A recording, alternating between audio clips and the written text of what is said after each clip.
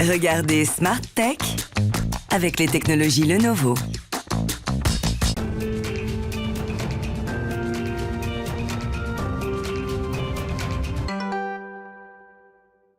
Bonjour à tous, bienvenue dans Smart Tech. Alors que l'offensive reprend de plus belle sur le flanc est de l'Ukraine, comment s'organisent les deux camps sur le front du numérique? On en parle dans l'interview avec mon invité Adrien Merveille qui travaille pour Checkpoint et qui est une entreprise de la cybersécurité qui surveille tout particulièrement le réseau de messagerie Telegram. Il nous dira quelles sont les activités relatives au conflit sur ce réseau.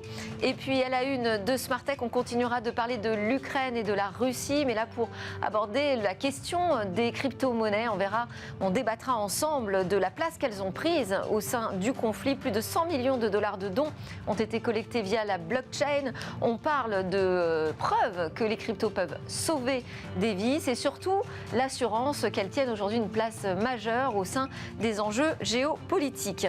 Et puis on retrouvera notre rendez-vous avec le coach startup. Il nous expliquera pourquoi il est important de s'entourer de mentors. C'est même une des clés de réussite dans ces projets. Mais tout de suite, donc c'est le moment de l'interview. On revient sur le front, mais le front du numérique avec ce qui se passe en ce moment sur Telegram.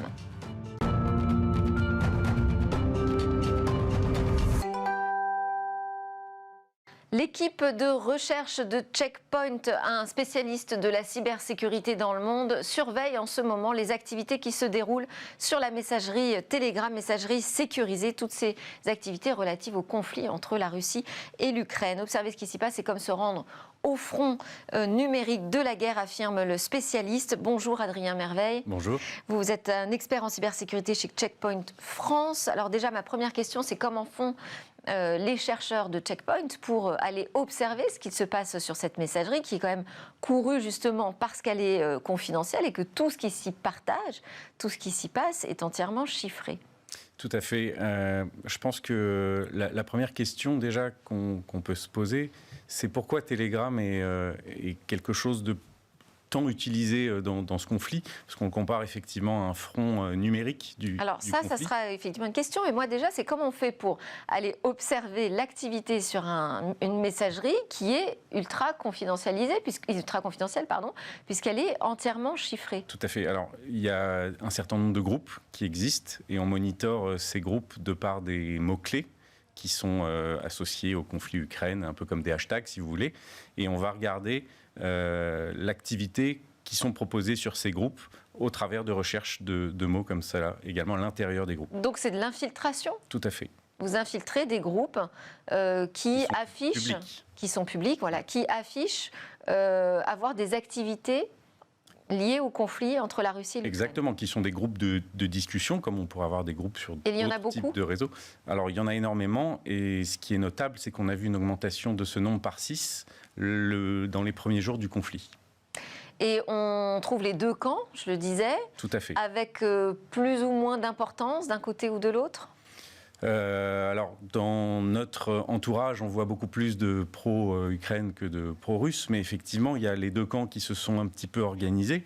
Et puisqu'on parle de cybermenaces, on a vu aussi les hackers s'organiser aussi et prendre position dans le conflit, et même parfois sur des groupes qui n'avaient pas forcément de tendance politique, en tout cas. Alors, c'est effectivement un point intéressant, parce que pourquoi est-ce que vous allez observer ce qui se passe en ce moment sur Telegram? C'est parce que vous parlez d'un front numérique, parce que c'est aussi une cyberguerre qui s'y joue? Exactement, en fait, si vous voulez, de par la confidentialité et l'intégrité que propose Telegram, on a vu un mouvement du dark web vers Telegram qui est beaucoup moins complexe à utiliser, qui est beaucoup plus accessible et qui garantit un anonymat et une confidentialité de ce qui s'y passe. Donc en fait, on voit un certain mouvement du dark web vers Telegram, et donc on a aussi, parmi les groupes qu'on observe sur l'Ukraine, vu des groupes qui s'orientent vers de la coordination d'attaques dans un camp comme dans l'autre, bien sûr.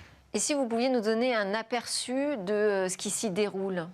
Dans Telegram? Oui. Alors, par rapport avec le conflit, oui. On a vu trois types de groupes majeurs. Le premier, c'est des groupes très grand public qui sont plutôt autour de la discussion.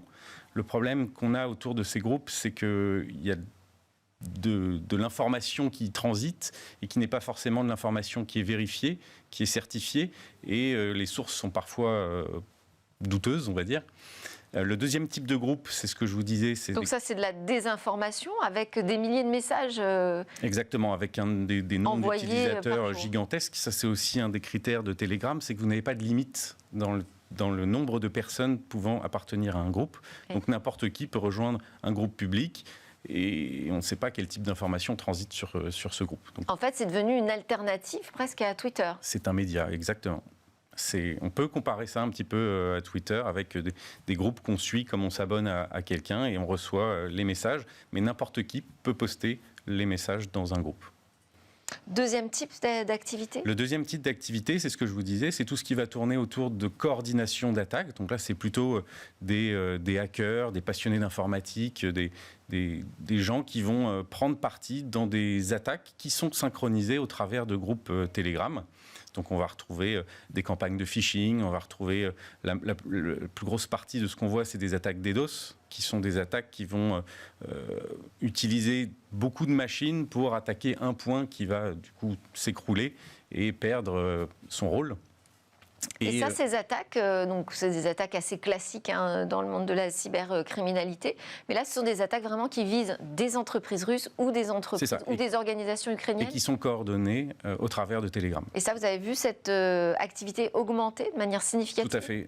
Par exemple, pour vous donner un chiffre, sur le conflit Ukraine-Russie, on estime à entre 20 et 25% des groupes qui sont dans ce but-là.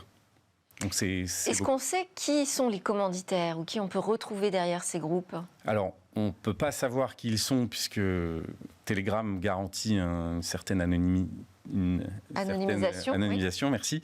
Pour s'inscrire sur Telegram, il suffit d'une carte SIM, donc on peut acheter une carte SIM qui n'est pas à notre nom, et un pseudo. Voilà, il ne faut rien de plus. Une fois qu'on a ça, on peut être sur Telegram, être actif, faire des choses. Donc c'est très dur de retracer qui a posté quoi. Et donc c'est pour ça que aussi on observe cette migration du dark web vers Telegram. Alors quel est l'intérêt pour une entreprise de la cyber de surveiller ce qui s'y passe si on ne sait pas finalement qui se trouve derrière ces groupes ?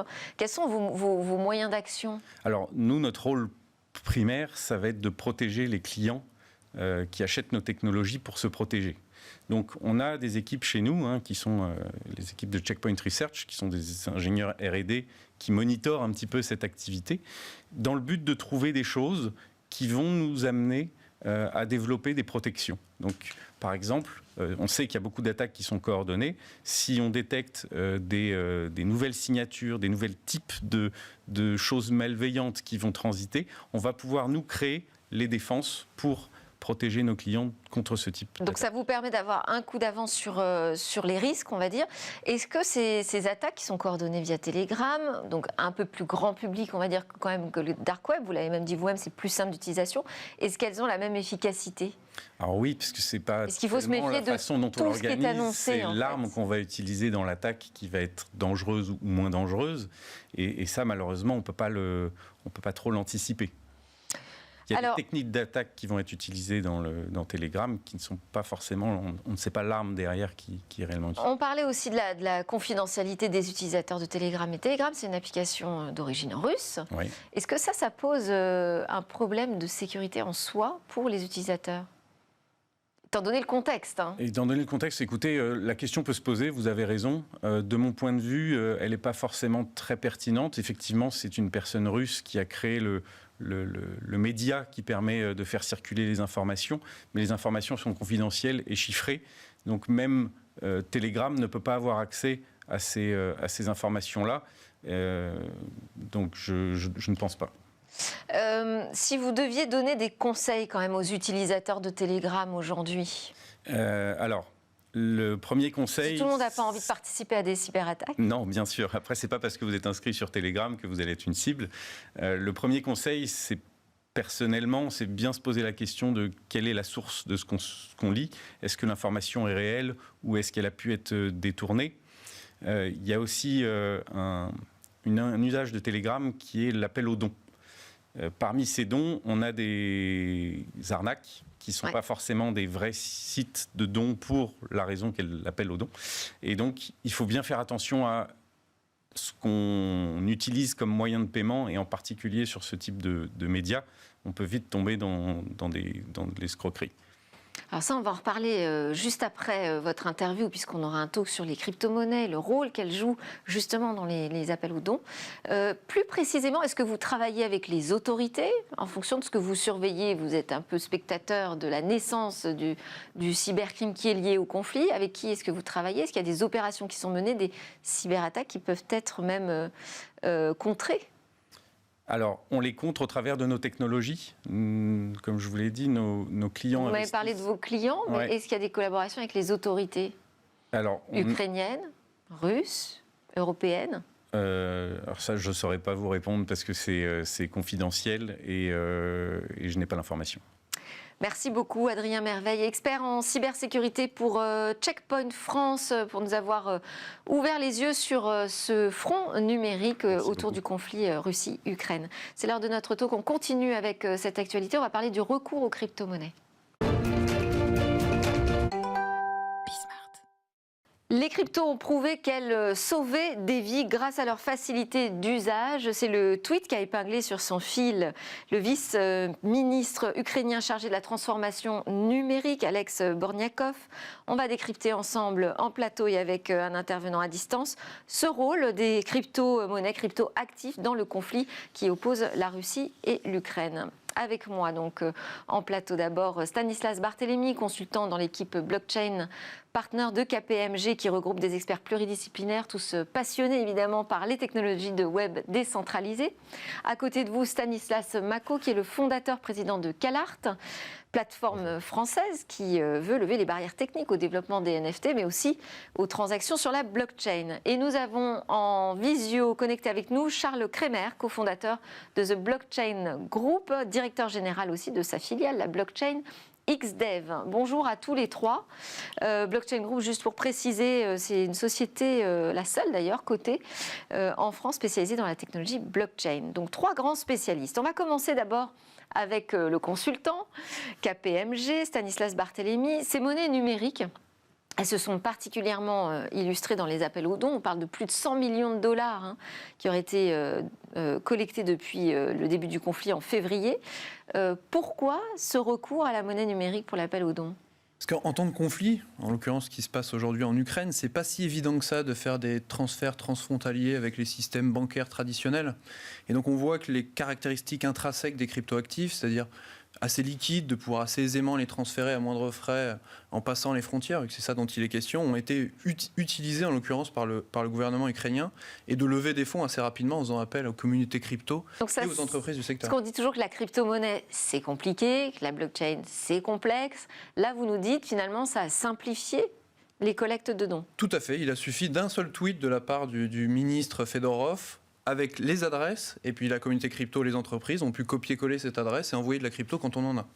Avec un gage de confiance, puisque ça venait du gouvernement ukrainien. Il y avait un doute au début quand même Ouais. sur la provenance de ce tweet-là. C'est facile d'hacker un compte sur Twitter, de mettre l'adresse et donc de faire, on va dire, une forfaiture assez simple. Ça a été confirmé par plusieurs sources ensuite. Donc il y a eu un petit laps de temps de doute. Une fois que ça a été confirmé, il y a eu une vraie stratégie de la part du gouvernement, effectivement. Et vous êtes d'accord avec cette phrase affichée sur le fil, justement, du vice-ministre numérique ukrainien ?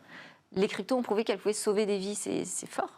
Plutôt, ils ont réussi à lever environ 100 millions de dollars qu'ils ont utilisés pour se fournir en vêtements, en gilets pare-balles, en nourriture. Et d'ailleurs, une partie des fournisseurs qui acceptaient les paiements, les acceptaient directement en crypto et pas en monnaie traditionnelle. Oui, alors on va en parler, tiens, justement avec Charles Kremer qui est connecté avec nous du Blockchain Group. Ces crypto-monnaies, dans certains cas, finalement, on les voit se substituer aux devises nationales. Mais en même temps, elles se sont quand même révélées assez incapables de se substituer aux grands échanges internationaux. Quelle est votre analyse là-dessus ? Alors, ouais, je pense effectivement... Il y a un certain engouement lié aux crypto-monnaies dans le cadre de cette crise ukrainienne, mais en fait, on ne peut pas non plus dire que les crypto-monnaies ont remplacé, ont substitué finalement l'usage du cash, tout simplement parce qu'en réalité, le cash reste nécessaire en temps de guerre, ne serait-ce que pour émettre de la dette, ne serait-ce que pour pour alimenter la chaîne d'approvisionnement. Finalement, aujourd'hui, ça se fait à l'aide de cash. Donc, en fait, c'est quand même relativement compliqué. Et là, on voit aussi la limite, finalement, de l'utilisation de crypto-monnaies. C'est évidemment d'utiliser des crypto-monnaies dans évidemment, la vie du quotidien, donc la chaîne d'approvisionnement, et donc en plus forte raison, j'ai envie de dire, en temps de guerre, où finalement on peut aussi se poser la question finalement parfois de la stabilité de systèmes finalement énergétiques, électriques, qui sont sous-jacents au fonctionnement des crypto-monnaies. Donc finalement on est aussi peut-être plus rassuré par l'utilisation du cash. Donc je dirais que les crypto-monnaies il y a eu un léger engouement, mais ça reste quand même assez marginal. Je pense, si on prend le montant total des dons qu'ont eu l'Ukraine, finalement, les crypto-monnaies, le montant total en crypto-monnaies est assez marginal. Et puis, dans le cas d'utilisation, au final, du cash ou des crypto-monnaies, finalement, le temps de guerre fait que, finalement, le cash est encore plus... reste, finalement, la monnaie de référence par rapport aux crypto-monnaies pour les raisons que j'ai pu évoquer. Quand vous dites le cash, vous voulez dire le système bancaire classique, traditionnel. Hein. Effectivement, parce que la crypto-monnaie aujourd'hui, c'est encore très peu connecté au monde réel, en réalité. Et donc, en plus forte raison, en temps de guerre, on a besoin de faire fonctionner la chaîne d'approvisionnement, d'accéder à des biens et des services relativement simples. Et aujourd'hui, c'est des choses qui sont malheureusement pas possibles avec des crypto-monnaies. Donc, en fait, le fait est que finalement l'État ukrainien lui-même, même si finalement il va essayer autant que possible d'avoir des dons à travers des crypto-monnaies, il ne va pas s'en priver bien évidemment. Le fait est qu'il a besoin d'émettre de la dette, ce qui est évidemment beaucoup plus compliqué en crypto-monnaie. Et les habitants qui sont déjà, je pense, relativement peu éduqués aux crypto-monnaies, c'est peut-être pas le moment pour eux de s'éduquer quand il s'agit finalement de subvenir à ses propres besoins. Donc, il faut aussi regarder, je pense, la vision globale de la situation. Donc, il y a eu un effet positif, un engouement, la transparence, aussi le fait que ce soit beaucoup plus simple finalement de faire des dons, parce qu'on passe peut-être à travers des systèmes bancaires qui peuvent aussi faire défaut dans ce cas de figure-là. Mais pour la vie du quotidien, il y a plus forte raison en temps de guerre, si on pourrait dire le cash is king, quoi. Malheureusement, ou je ne sais pas si c'est heureusement ou malheureusement, c'est la réalité. Donc c'est une vision assez contrastée finalement de la manière dont les crypto-monnaies et actifs ont pu être mis en lumière. Quelle est votre analyse sur ce sujet ? On a vu quand même que ça avait une résonance politique forte, l'utilisation de ces monnaies numériques. Moi je trouve que l'utilisation des crypto-monnaies a une puissance géopolitique au final et devient un outil pour les gouvernements pour pouvoir réagir. Je crois que en termes de statistiques, il y a à peu près 10% des Ukrainiens qui sont sensibles aux crypto-monnaies ou qui en ont. C'est à peu près la même chose aussi du côté de la Russie. La Russie aussi... Il y a un niveau de sensibilité qui a dû, j'imagine, augmenter, Stanislas Mako, oui. dans le temps. Oui, pour moi, elle a augmenté et on a vu qu'aussi il y avait une augmentation des transactions au début de la guerre, notamment du côté russe, en termes de conversion de roubles en bitcoin. Et je pense que c'est pas pour rien. Il y a quand même une facilité d'accès à cette crypto-monnaie qui est peut-être presque plus facile que l'or. Enfin, aujourd'hui, derrière son ordinateur, on peut acheter du bitcoin. Je pense que pour aller acheter de l'or, c'est plus difficile. Et donc, je pense que à la fois du côté ukrainien... Donc là, vous me parlez de sécurité, finalement, quand oui. On voit les conversions de roubles en bitcoin, c'est vraiment...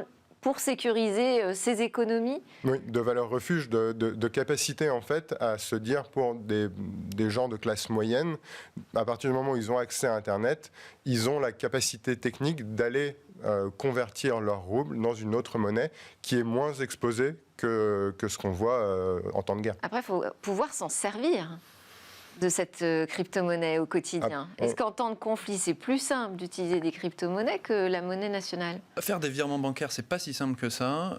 Avoir accès à des distributeurs de billets, c'est aussi compliqué. Alors, je dis pas qu'aujourd'hui, c'est plus utilisé que le cash, bien au contraire, mais on voit quand même l'irruption de ce sujet au niveau géopolitique. Dans le cadre de ce conflit, il y a un exemple des journalistes danois qui ont acheté une voiture, une Mazda en l'occurrence, en payant en bitcoin. Donc, on commence à avoir des usages et c'est ça qui est assez intéressant, assez nouveau. Alors justement, oui, c'est l'émergence d'usages qu'on n'avait peut-être pas prévu aussi. En fait, les usages sont assez infinis, je pense, pour le coup. Il y a vraiment tout un certain nombre de cas d'usage qu'on voit même avec le cash, et en fait, on s'en rend pas forcément compte. Je reprends le terme cash, du coup, mais en fait, oui, avec les monnaies fiduciaires, c'est pas très, avec les monnaies fiduciaires, et donc avec précis. l'euro, le dollar, et on va dire les monnaies étatiques, on a déjà des cas d'usage qui sont exceptionnels, et en fait, on retrouve les mêmes cas d'usage avec les crypto-monnaies. C'est juste qu'on les avait oubliés.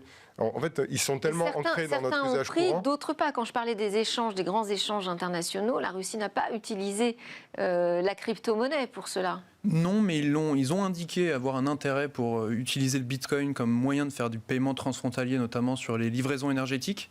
C'est le cas d'ailleurs d'un député, on va dire, éminent à la Douma, qui dit qu'avec les pays qui n'ont pas fait de sanctions, j'insiste là-dessus, qui n'ont pas sanctionné la Russie, je pense à la Turquie, à d'autres, qui pourraient utiliser le Bitcoin comme moyen de paiement. Donc ça ne l'est pas encore, mais on a cette esquisse-là qui est quand même assez nouvelle.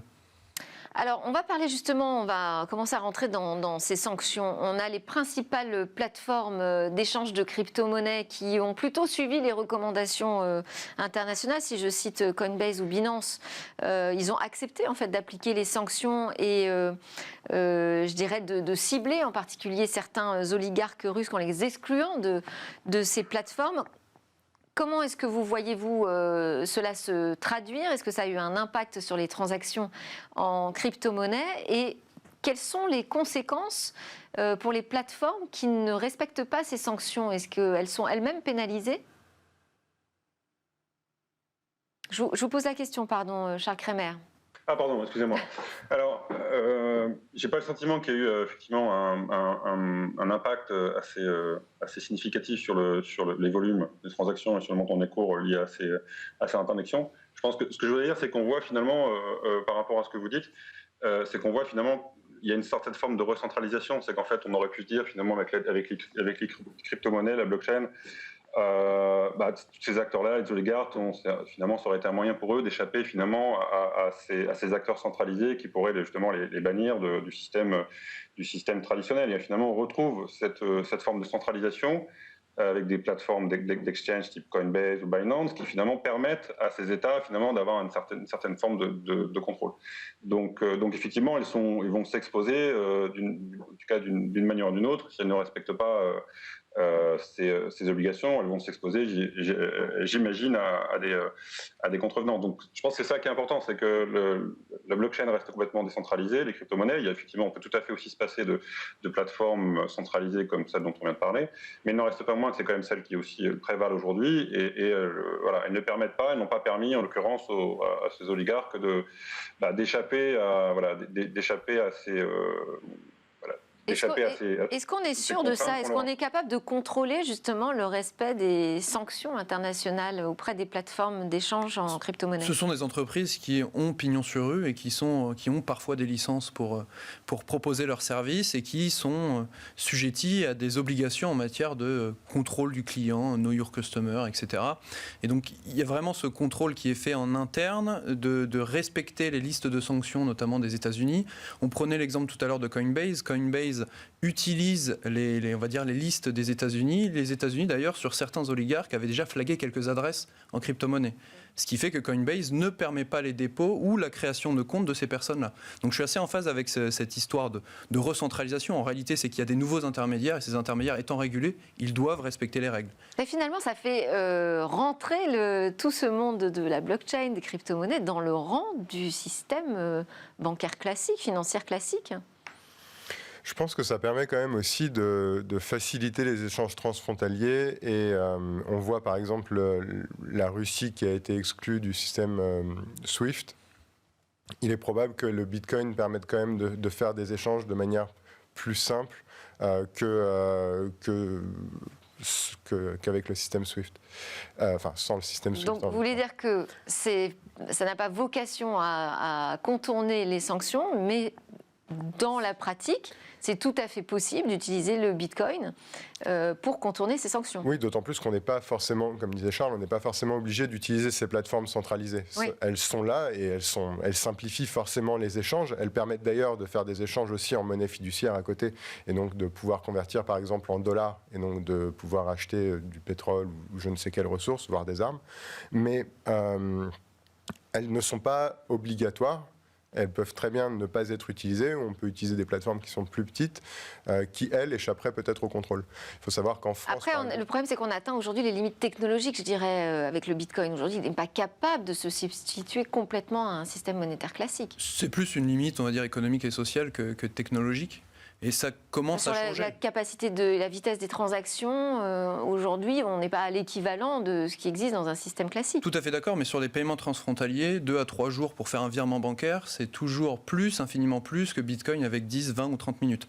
Après, il y a quand même deux choses quand on parle de Bitcoin. C'est la valeur numérique qui circule, et c'est aussi l'infrastructure.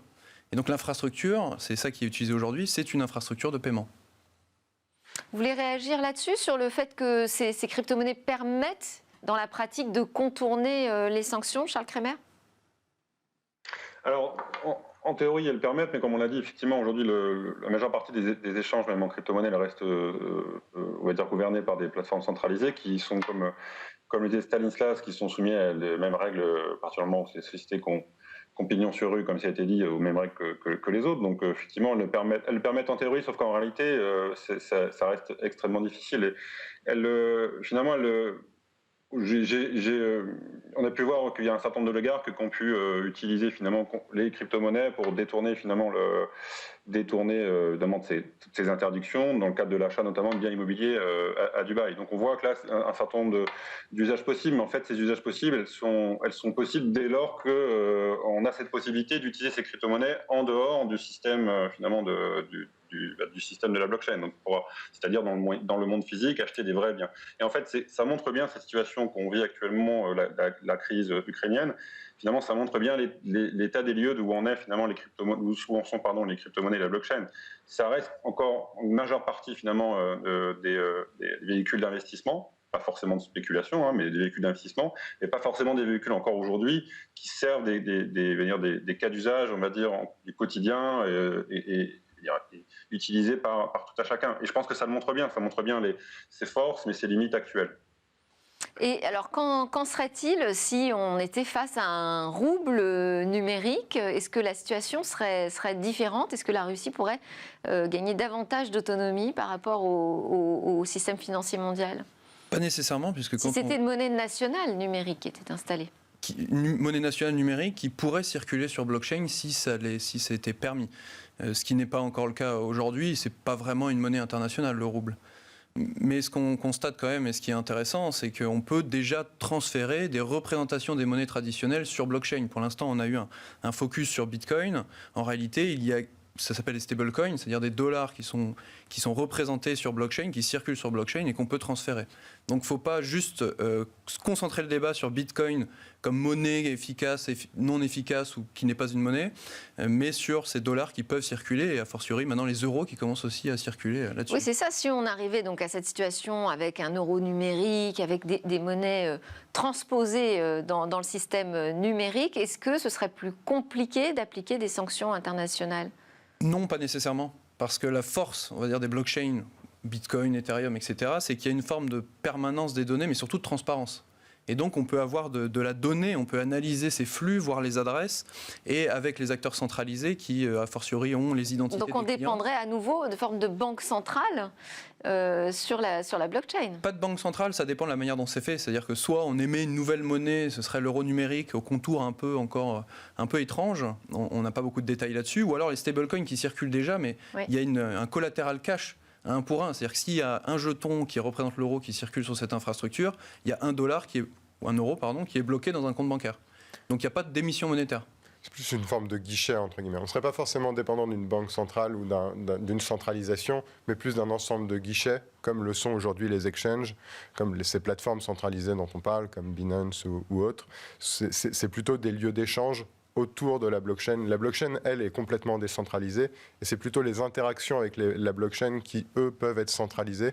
Donc il y a quand même plus d'interactions possibles, plus de plateformes possibles, plus de points de connexion qu'une unité centrale qui... et donc plus de possibilités éventuellement de détourner certaines décisions. Pas tellement, puisque quand on analyse aujourd'hui avec ces outils qui permettent de traquer, d'ailleurs c'est les gouvernements et les entreprises qui utilisent des outils comme ScoreChain, Chainalysis, les études qui sont faites montrent qu'il y a à peu près 0,15% des volumes qui financent des choses un peu illicites. Et c'est pas du terrorisme, c'est par exemple quand on hack une entreprise, on va faire un ransomware, on va faire une rançon en crypto.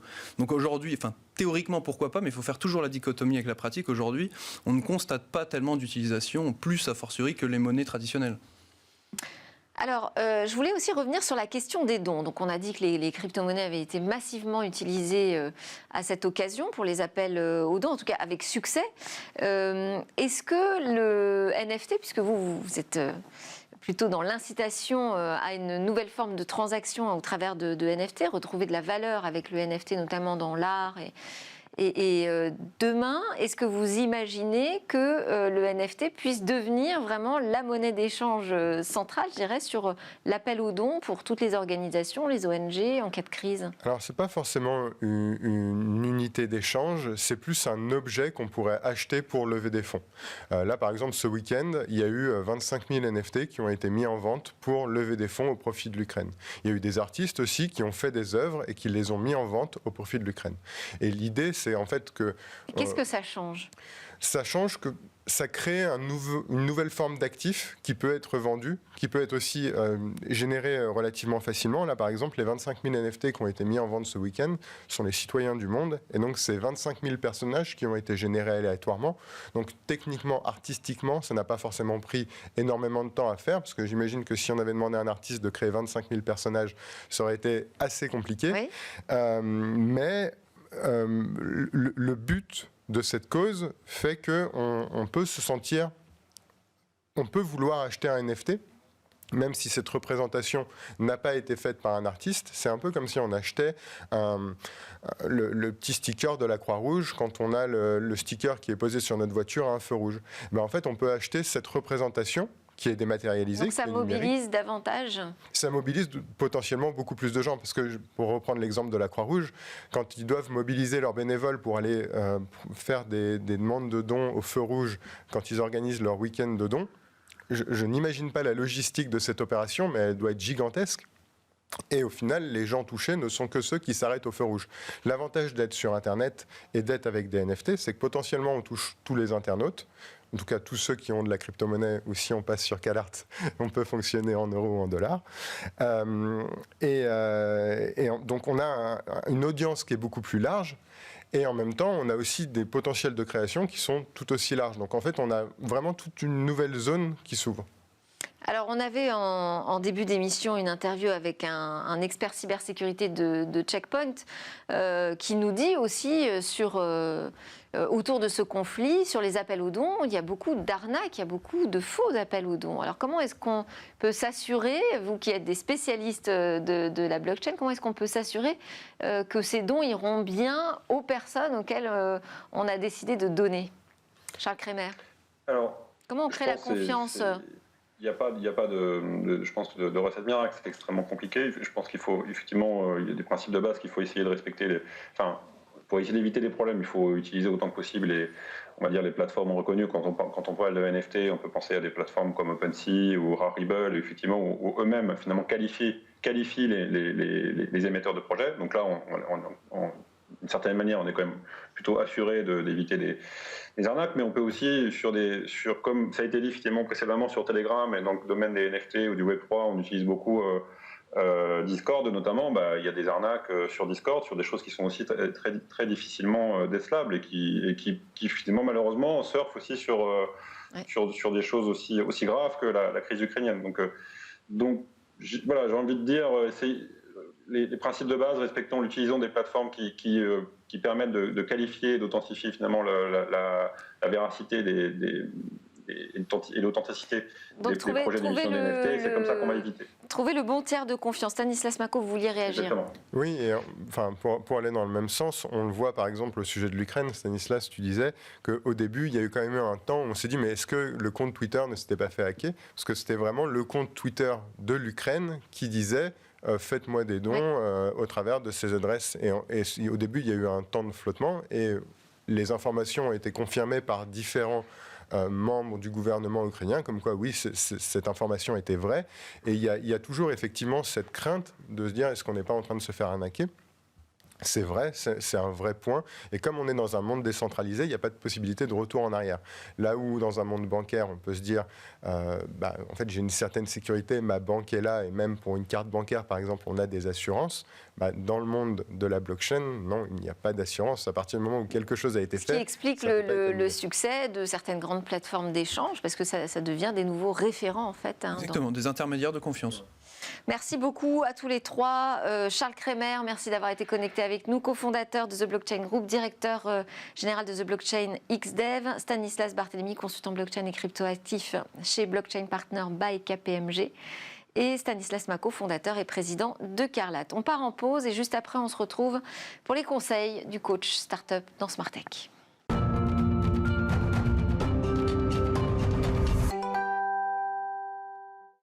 Vous êtes bien de retour sur le plateau de Smart Tech, l'émission qui s'intéresse au monde du numérique et de l'innovation. Ici, on fait des découvertes et aussi on se pose beaucoup de questions. Mais là, c'est l'heure du coach startup. C'est un rendez-vous qui nous donne des conseils. Aujourd'hui, il est incarné par Alexandre Bonetti, fondateur de Simple et Beau, qui permet aux petites entreprises d'être visibles ou de développer leur activité grâce à Internet. Bonjour Alexandre Bonetti. Bonjour Delphine.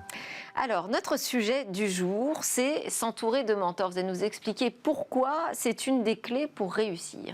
Effectivement, c'est un sujet qui me tient à cœur, puisque ma propre entreprise ne serait pas du tout là où elle est aujourd'hui sans son réseau de mentors. Alors Delphine, est-ce que vous connaissez Jim Rohn ?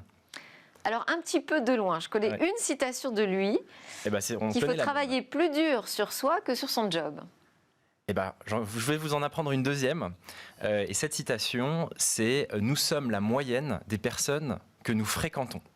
Voilà. Et cette phrase, elle est très juste, puisque en fait, nous sommes déterminés d'une part par notre génétique et d'autre part par notre environnement. Voilà, ça c'est parfaitement logique. Et en fait, cet environnement, il est caractérisé par les personnes qui nous entourent, tout simplement. Et cette grande idée, en fait, elle implique que le directeur, le dirigeant, l'entrepreneur a une obligation, c'est de bien piloter finalement les personnes qui l'entourent pour s'élever. Voilà. Et cette vérité, en fait, elle est également vraie dans bien d'autres secteurs. Par exemple, si on pense aux athlètes olympiques, eh bien, un rituel avant de partir au JO, eh bien, c'est de rencontrer les anciens médaillés pour s'en inspirer. Idem pour les mandats politiques, les astronautes, etc. Sauf que l'entrepreneur, lui, il n'a pas une organisation qui va l'aider à rencontrer des mentors. Donc, il doit se prendre en main et créer lui-même, finalement, son réseau de mentors. Mais alors justement, comment est-ce qu'on fait pour trouver son mentor ? Est-ce qu'il a un profil type ? À quoi est-ce qu'on reconnaît un mentor finalement ? Alors, le bon mentor, entre guillemets, c'est déjà quelqu'un qui a du temps. Quelqu'un qui a de l'avance également sur soi, peut-être quelques années. C'est quelqu'un qui est d'accord pour partager son expérience et c'est quelqu'un qui n'aura pas d'intérêt financier. Puisque la beauté de cette relation entre mentor et mentoré, c'est justement un don de soi, un partage d'expérience désintéressé. Et alors selon vous, il faut s'entourer de combien de mentors ? 3 à 10 personnes. Maximum. Donc ça peut être des personnes expertes de son sujet ou alors des personnes inspirantes comme des serial entrepreneurs. Ce sont des gens qui vont prendre plaisir finalement à partager pendant quelques heures par mois ou par trimestre leur expérience. Et comment fait-on pour les trouver, les identifier et puis surtout les convaincre de travailler finalement pour nous gratuitement ? Alors il y a plusieurs solutions. Soit on a la chance d'être dans une structure, un incubateur ou d'avoir des actionnaires qui peuvent nous aider à trouver ces mentors, soit on n'a pas cette chance. Et à ce moment-là, eh bien, il faut jouer avec son réseau, le niveau 1, le niveau 2, pour essayer de parler trouver... comme LinkedIn, là. Eh ben exactement. LinkedIn est d'ailleurs un super outil pour trouver son réseau de mentors.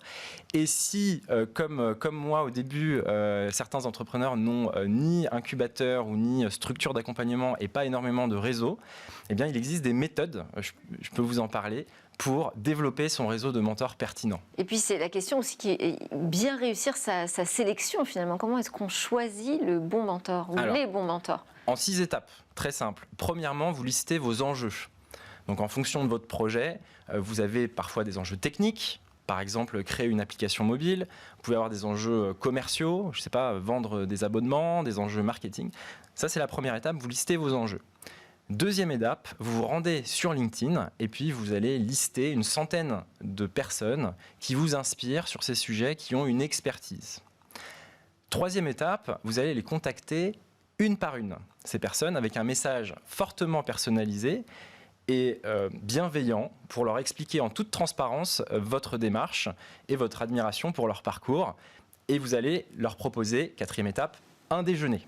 Voilà, un déjeuner idéalement proche des locaux de cette personne pour minimiser finalement la contrainte que ça va représenter.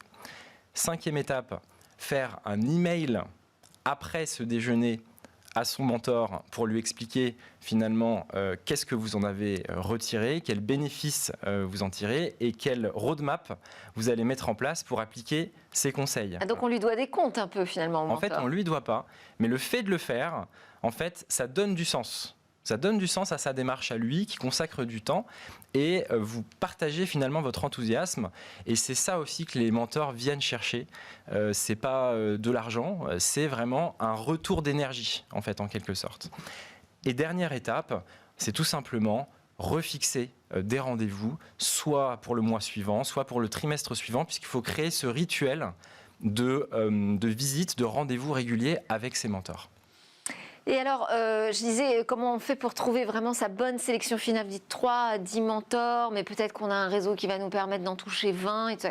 Quels sont ceux qu'on garde? Alors, si on a la chance d'avoir le choix, il y a effectivement, je vous partage mon expérience, quelques critères qui peuvent permettre de trouver des mentors hyper efficaces. Oui. Déjà, il faut un bon fit, il faut une bonne entente humaine, puisque l'objectif, c'est de passer un bon moment. Deuxièmement, je vous recommanderais de privilégier les mentors qui ne sont pas trop médiatisés, tout simplement parce qu'ils vont être plus disponibles s'ils ne sont pas déjà vraiment médiatisés. Xavier Niel sera peu disponible, alors qu'il y a énormément d'entrepreneurs qui sont moins médiatisés et très intéressants. Troisième conseil, prendre des mentors qui ne sont pas anxiogènes, qui sont plutôt dans une attitude positive, dynamique, parce qu'on va chercher de l'énergie aussi en tant qu'entrepreneur. Par ailleurs, il faut un mentor qui est franc, qui est direct. Pourquoi ? Parce que parfois, en tant qu'entrepreneur, on a besoin de quelqu'un qui nous dit les choses. Nos amis, nos proches oseront peut-être pas nous dire avec un aplomb sans faille qu'on est en train d'aller dans le mur. Par contre, un mentor ça n'aura peut-être pas le même poids aussi. Exactement, Ouais. et pas la même légitimité. Ouais. Il faut également connaître, attirer des mentors qui connaissent vos enjeux.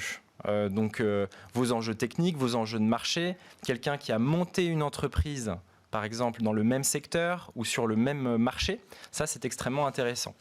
Et on finira par dire que ce mentor, il doit avoir des points communs avec vous, ça facilite la prise de contact, et idéalement 3 à 10 ans d'avance sur vous. Pourquoi ? Parce que c'est suffisamment pour qu'il vous apporte de l'expertise, mais suffisamment peu finalement pour qu'il ne soit pas totalement déconnecté de la réalité de l'entrepreneur. Bon, on n'a pas le temps de tout expliquer, malheureusement, on arrive à la fin de cette émission, et peut-être vous avez une lecture, un article à nous recommander. Alors je vous recommanderais un article que vous pouvez trouver en allant sur Google et en tapant tout simplement « Comment rencontrer une personne inspirante par mois ». C'est dans le blog Tribes. Et ça donne une méthodologie, des exemples d'emails, de messages LinkedIn que vous pouvez envoyer à vos mentors. Merci beaucoup Alexandre Bonetti, notre coach start-up du jour et surtout fondateur de Simple et Beau. Merci à tous de nous avoir suivis, c'était Smart Tech. On se retrouve bien évidemment demain, on continue nos discussions et nos réflexions autour de l'innovation et du numérique.